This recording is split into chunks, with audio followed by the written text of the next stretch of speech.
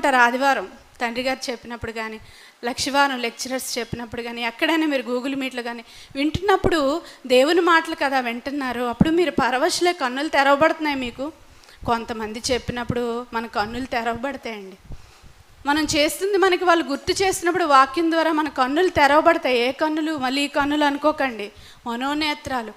అంటే వాక్యం వినగానే చెప్పగానే కన్నులు తెరవబడాలి. ఆ విధంగా మనం చెప్పాలి. మనం కూడా కళ్ళు తెరుచుకోవాలి, మనోనేత్రాలు తెరుచుకోవాలి. మనం ఇది నా కొరకే చెప్పబడిందని తీసుకుంటే అప్పుడు మనం తెరుచుకుంటామండి. తెరుచుకుంటే ఏమవుద్దంటే బాగుపడతాం. అర్థమైందండి? పరవశుడే, కన్నులు తెరిచిన వాడే సర్వశక్తిని దర్శనం పొందెను అని చెప్పబడిందండి. మహోన్నతిని విద్య, పరమదేవుని విద్య, పరమ తండ్రి విద్య ఎంత గొప్పదో. మరి కన్నులు తెరవబడతాయట విద్య నేర్చుకుంటే. ఈరోజు చూడండి, కన్నులు తెరవని వారిగా ఉన్నారు లోక విద్య నేర్చుకున్న వాళ్ళు. మీకు ఉదాహరణ మీకు తెలుసు లోకంలో జరుగుతున్నవన్నీ.